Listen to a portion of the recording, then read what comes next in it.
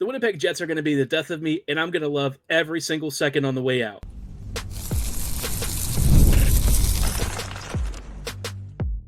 You're Locked On the Hockey Jets, your daily podcast on the Winnipeg Jets, part of the Locked On Podcast Network, your team every day. Hey friends, and welcome to tonight's episode of Locked On Winnipeg Jets, part of the Locked On Podcast Network, your team every day. I'm your host, Harrison Lee, an avid Winnipeg Jets fan and an online blogger. You can follow me on Twitter at HLivingLoco and at LO_Winnipeg Jets. Thanks for making Locked On Jets your first listen of the day every day. If you like what you're hearing, be sure to like, follow, and subscribe on all of your favorite podcasting platforms and YouTube. Doing so, of course, is always free of charge and ensures you never miss another episode. Most of all, though, we just love and appreciate your support. Tonight's episode, what the heck, man? You don't even need to hear me say it. The Jets are moving on to round two. It's going to be Dallas, Winnipeg, and it all came down in the most insane Game 7 that I have ever watched in franchise history. One of the most insane playoff games you will ever watch, just period. I mean, it was theater, it was drama, and we all thought, at least I know I certainly did, that throughout this game, Winnipeg was absolutely cooked, that the things that had haunted them so many times before were finally going to catch up. I want to chat about how they not only took that narrative and threw it on the ground and sealed it away, hopefully forever, but dive into some of the specifics of this game, who stepped up throughout this game in the series, and really some ruminations on whether or not this team has finally conquered the demons that have haunted it for so many years. But before we do, just wanted to let you know that today's episode is brought to you by Game Time. Download the Game Time app, create an account, and use code LOCKEDONNHL for $20 off your first purchase. Now, like I said, what the frickin' heck just happened, man? Winnipeg, the start of this game could not have gone worse. The Jets found themselves in a very early hole. Winnipeg looked like they just weren't really ready for the moment. You know, the opening 20 minutes was some of the worst hockey this team has played in this whole series, and that's saying something. Those first 20, the Jets looked lost. They looked overwhelmed. They looked really beaten down and tired. And then Hellebuyck had a couple of goals that I don't think he'll love. The first one wasn't really his fault. Kyle Connor had a sort of MIA moment in front of goal where Kyrou was completely left open. And then Joseph, not too long after that, he had a bit of a snipe that probably shouldn't have gotten by Hellebuyck, and Morrissey was kind of sort of marking the lane, but didn't really do that great of a job. And like that, you kind of thought, oh, is this happening? Please tell me this isn't happening. I said I thought the Jets would advance in this series with a Game 7 win in the previous episode, and I really didn't want this team to make me look stupid. This team, again, has earned a level of confidence in some ways that I thought would finally come due in this critical Game 7 moment. Then the second period happened, and it took a little bit, but the Jets really started to warm up. They started to do their thing. They started to look like the Jets again, and Perfetti gets a beautiful, beautiful tip power play goal. You're thinking, okay, Jets, they're finally back in it. And then right before the end of regulation, Radek Faksa gets goal number 3 for the Blues. And this fourth line has really terrorized the Jets throughout the whole series. I think they accounted for something like 6 goals against Winnipeg, which is just, from a fourth line, you just don't ever see that kind of thing. And the way that they scored was greasy. They had one that just sort of ripped through Hellebuyck that really shouldn't have gone through. And this one was a snipe. Schenn made a really bad pass to Ehlers. Ehlers sort of fumbled it at St. Louis's blue line. It gets countered back. Schenn tries to skate or block with his body across and ends up, kind of not really doing enough. Faksa kind of takes advantage of a vulnerable Helly who's down early and kind of abandoned the top of the net. And just like that, you thought that all hope was lost. And it certainly looked like that because the third period kind of came and went, and the Jets really struggled to create offense. I mean, they had a couple of decent looks here and there, but you just thought, man, is this team really about to do this crap again? We've been through this so many times. And then Nemesnikov in the last 2 minutes scores. And you think, okay, goalie's pulled, Nemesnikov squeezes one in. It's a little bit greasy. It went off of, I think, Suter. And you're just like, what's next, right? Can Winnipeg really do this? We just saw the Stars do it the night before. Can Winnipeg repeat history? Doing this for 2 straight Game 7s is just almost unthinkable. It's never happened before, and yet here it is happening again. And then, miracle upon miracles, in the last 5 seconds of the game, everyone fumbles the puck. Ehlers, Connor, They had some shuffle passes, some mishit slap shots, and then you finally get an Ehlers slap pass to Connor. Connor finds Perfetti, and I don't quite know how much was sort of an instinctive reaction or what, but Perfetti just tipped and roofed it. And it was a moment that I think is going to live in the soul of every single Winnipeg fan watching this game, or who's a Jets fan, period, for the rest of eternity. This goal felt like so many things coalescing and crystallizing in a singular moment, and it just felt like the weight of the world was finally lifted off of Winnipeg's shoulders. Now, obviously, job's not done, but when you score this goal with like 1.8 or 1.6 seconds remaining in regulation, when you feel like you are finally on top of the demon that has haunted you for forever, you thought that there was no way this Jets team was losing. And for the next 2 overtime periods, Winnipeg basically dominated play. The Blues did get a couple of really good chances, and I think the best one was probably a Broberg shot that should have been a shot, but instead his stick snapped, and he wasn't able to get it off.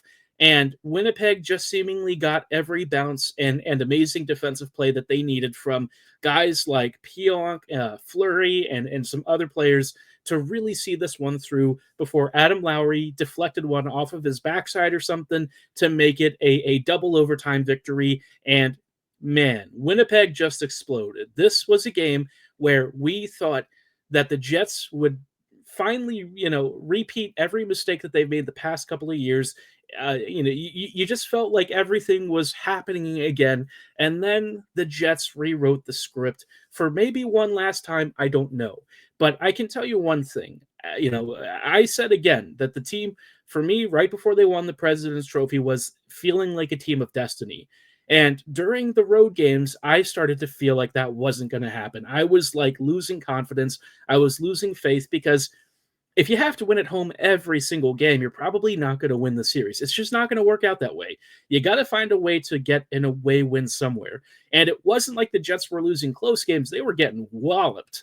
And here they were getting walloped at home for the first period. And you just felt like everything that could go wrong was going wrong, and that Winnipeg hadn't been able to collect itself once again. But, this team this season has shown time and time again that when their backs are against the wall, when everything seems to be against them, when there is realistically no chance they should ever have of coming back in games or winning them, they have delivered something truly miraculous. And this is going to be one of those moments. If you didn't see this live, if you missed it, I am begging you just to go, and even if you have the couple of hours, just watch the game back. I promise you, you will not regret it.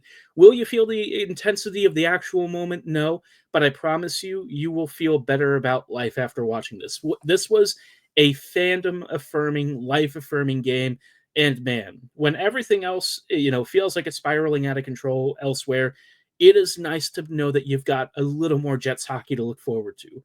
This was a game of games. It felt like a cup win in and of itself. It's only the first round, so get ready, because round 2 is coming against the Stars, and we are going to have some coverage and crossover discussions with our friends at Locked On Stars later this week. But for tonight, just enjoy this game. What a moment. What a victory. And I want to talk about some of the biggest heroes, not only for Game 7, but throughout the series, guys who I really feel stepped up and answered the bell. Before we dive into that, though, did want to shout out our friends and partners at Monarch Money. Ever check your bank account and wonder where the heck all your money went? Between dining out, online shopping, and entertainment, it's easy to lose track. That's where Monarch Money comes in, your personal CFO giving you full visibility and control over your finances. Monarch Money isn't just a budgeting app, though. It's a complete financial command center. You can track all your accounts, investments, and spending in one place. So you stop just managing your money and start truly building your wealth. It keeps everything in one spot so you can check your finances, track spending, and even plan long-term goals. It'll also help you find that stuff that you're spending extra funding on that maybe you don't really need to. Maybe those 10 movie streaming services don't really need to be 10. They might need to be 5. And you get all the same content, but at a lower monthly expenditure, right? And if you've got a partner or a spouse, they can help you with collaborative tools so that you'll always stay on the same page and share similar goals. So take control of your finances with Monarch Money. Use code LOCKEDONNHL at monarchmoney.com for 50% off your first year. That is monarchmoney.com, code LOCKEDONNHL for half off your first year. While we're also here, I do want to let you know about our friends and partners at Game Time. The Stanley Cup playoffs are here, and if you've never been to a live NHL playoff game, it's unlike anything else. Let's just say if you were at Game 7 for Jets Blues, oh my gosh, the intensity, the speed, the energy in the building, it had to be next freaking level. And thanks to Game Time, getting in the door is easier and more affordable than ever before. Game Time is the fastest way to grab playoff tickets, even for those must-see matchups. Prices actually drop as puck drop gets closer, and with last-minute deals, you can save up to 60% off. And this also includes stuff like concerts, comedy, theater, so it's not just sports. They've got tons of last-minute deals just for you. I've used it myself for Ravens tickets against the Chiefs. That didn't go so well, but the experience was awesome, and when I was actually using the app, I got to see panoramic seat views, so I knew what I was paying for, and they have all-in pricing, so you're never hit with surprise charges and hidden fees. Take the guesswork out of buying tickets with Game Time. Download the Game Time app, create an account, and use code LOCKEDONNHL for $20 off your first purchase. Terms apply. Again, that's code LOCKEDONNHL for $20 off. Download the Game Time app today. Last minute tickets, lowest price, guaranteed.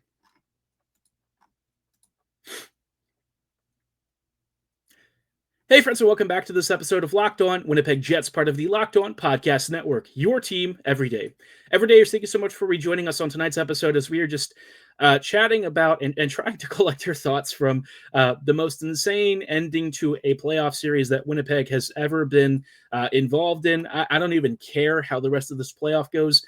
This series will always be one that I look back on with true pride and emotional feeling. This was a series that had everything: despair, hope, anguish, ecstasy. I mean, you just felt every single emotion throughout all 7 games of this series, and I think it encapsulated everything of what made the playoffs so great.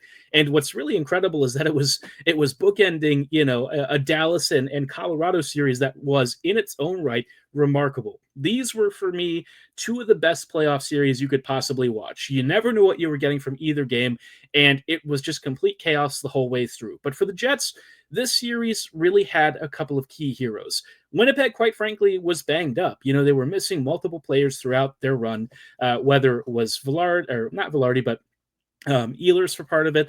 Obviously, they were down Velarde for a little bit. They've been missing Scheifele now. They've had Morrissey go out for most of Game 7. So, there was a lot of adversity for this team to overcome, a lot of makeshift periods where, the lineups looked a little bit different, more so in Game 7 than the previous ones. And so the Jets really had to dig deep. And if I'm looking at a couple of guys, I want to start with Neil Pionk. Now, I know that Pionk's performance throughout the playoffs in this first round was very mixed. But Game 7, he stepped up in a way that I have never seen him do for this team before. He replaced Morrissey and became an absolute rock and a foundation for this team to build off of. Without him, I don't know what this team would have done. And I say this as somebody who has wondered about his contract extension. I've had doubts on and off about his performance on the ice. But I think if there's a guy that I've always liked as a human being and as an ambassador for the team, Pionk has always kind of been in that vein.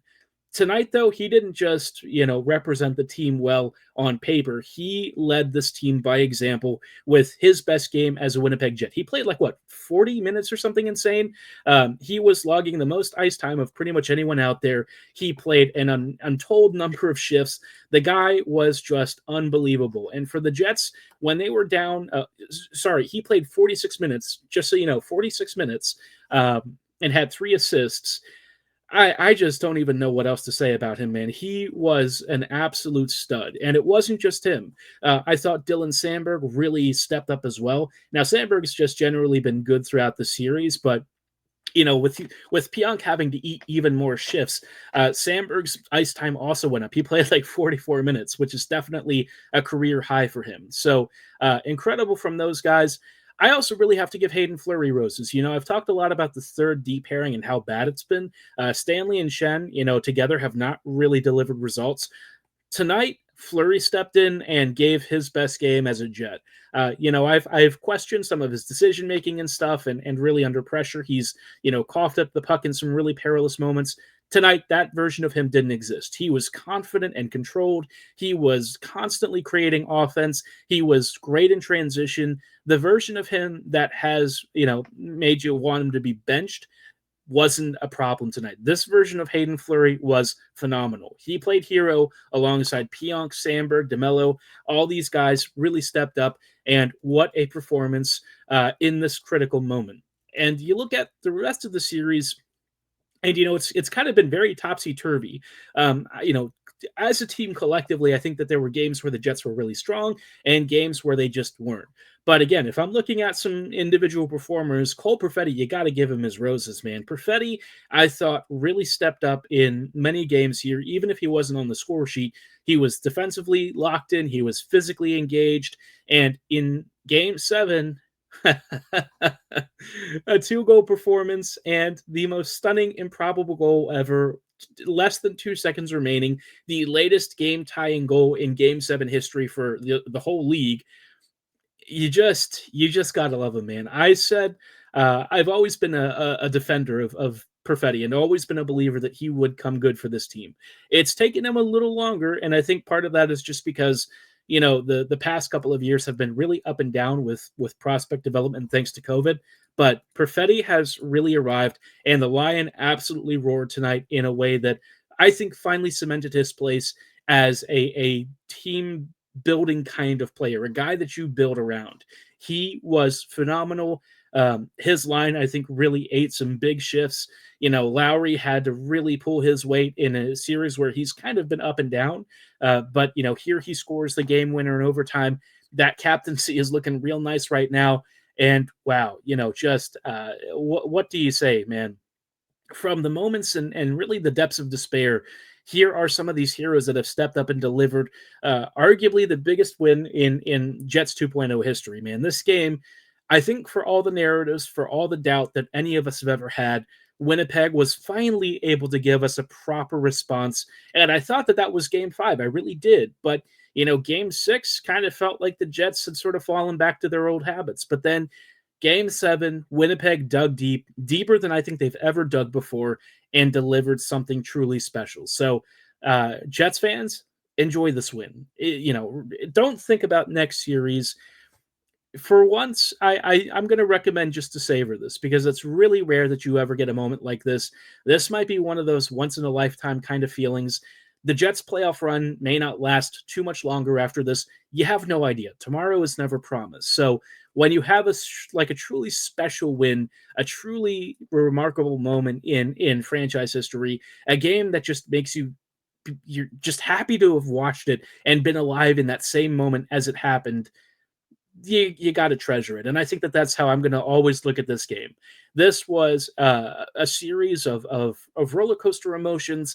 I thought that, later in this game, Winnipeg was cooked. I thought that, all the narratives were finally coming again, true again, that Winnipeg was really about to do the same thing that it's done so many times before and fold like a tent. And here, not only did the Jets kick the tent away, they built a friggin' fortress in its place. The emotional maturity and willpower that you have to do what the Jets just did is digging deeper than I think we've ever seen a Jets team dig. So a huge congrats to the team.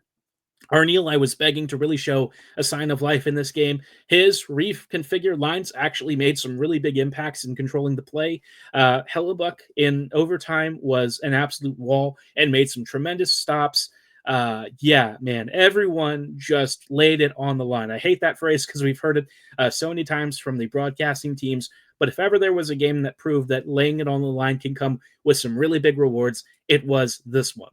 So, of course, I've talked a lot about the narratives, and I'm sort of wondering if this is the kind of game that finally pushes the demons away for the Jets. The Blues have haunted Winnipeg since 2019. This is obviously just one of the very rare meetings in the postseason. The Blues haven't really been around when the Jets have made it, but here we are with a rematch of the ages and also a Four Nations rematch between Hellebuyck and Binnington, and somehow the Jets have come through. So I want to chat about whether this is finally the nail in all of those demons' coffins. I don't know if it is yet, but I'm starting to feel like it might finally be that page turner that I keep thinking has already happened, but hasn't quite happened yet. I think maybe, just maybe, this is going to be the one, and I'm hoping that it is true. But before we dive into putting those demons away, did want to shout out our friends and partners at Upwork. Scaling your business requires the right expertise at the right time, and with Upwork, you can find specialized freelancers in marketing, development, design, and more. Experts ready to help take your business to the next level. Upwork gives businesses flexibility by connecting them with top freelance talent across multiple industries, including IT, AI, web dev, and marketing. Whether you need extra hands for a project or a long-term partner, Upwork makes hiring simple and affordable. And if you need help with a marketing campaign, Upwork can help connect you with a freelance expert who delivered incredible results. Posting a job is free and simple and always very fast, and within the day, you'll have multiple qualified candidates to choose from. And of course, Upwork can help you find affordable, top tier freelancers to scale your business so you don't grow faster than you want. Visit Upwork.com right now and post your job for free. That's UPWORK.com, Upwork.com to connect with top talent and grow your business today. Hey, friends, and welcome back to tonight's episode of Locked On Winnipeg Jets, part of the Locked On Podcast Network, your team every day. Every day, thank you so much for rejoining us on tonight's closing thoughts. Whatever thoughts I do have, man, it's been very hard to collect all of them because I'm still riding the emotional high of whatever Game 7 was, man. I just, I'm still getting some chills from thinking about it. But listen, right? We've talked a lot about narratives, rewriting them, the Jets altering the script, and I think time and time again this series, it looked like the Jets were about to conquer their demons and get their stuff together, but they didn't in some critical moments. And then Game 7 happened, and at this point, if like the Jets somehow revert to their old ways, maybe it's just who they are, and maybe they just are going to have to do this the hardest way possible, which is winning every single game at home. Maybe that's just the route to it, right? I don't know if we've ever seen a cup winner do it, but if there's a team that feels like it probably is invincible at home at this point, it's got to be the Jets. Surely this team is going to have to win on the road. But let me tell you, if you are worried about their home form or whatever, I feel like they have slayed that giant. They have put the nail in the coffin of a team that has really been a pest against them recently. More so in the regular season, but the 2019 Cup run happened for St. Louis, and the Jets were one of their earliest victims. So that has probably lived in Winnipeg's crawl for a while. A team that every time they go to the postseason, one of these opponents that they face is usually a Cup finalist. It really sucks to get ousted by this every single time. So it's finally nice for the Jets to actually be on the winning end of one of these matches, and maybe it's a sign that this year truly is Winnipeg's year to go deep. Now, there's a lot of work ahead. They've got at least 2 more series to get through. And, let's not overlook the Dallas Stars, man, because if we thought the Blues were going to be difficult, the Stars are their own animal, which we'll cover later in this coming week. But for the moment, I think the single biggest demon that the Jets just slayed was whether they're really a playoff team. They have come into postseason runs, and they have not delivered in years past. But this year, in the home games, they definitely delivered. The road performances, there's some tougher conversations to have. But listen, right? Hellebuyck has had to deal with so much noise about his own playoff performances. And after a really topsy-turvy 6 games, Game 7, he had some really rough moments, and then he rallied in overtime to deliver some truly jaw-dropping big moments. Maybe not like the craziest saves of his entire career, but they were big enough and challenging enough to where, given the pressure, given the moment, these are the sorts of things where, looking at his past, you would think he would crack, but he stood tall. He answered those moments. He didn't let any softies in. He kept the Jets in it for the whole overtime period, made some big stops, challenged shooters effectively. This is the kind of Hellebuyck that we've been missing, right? Calm, confident, controlled, and looking big and in control. So really tremendous performance late in that game from him. And really from the team at large, they just all stepped up. Not everyone was going to have a perfect outing.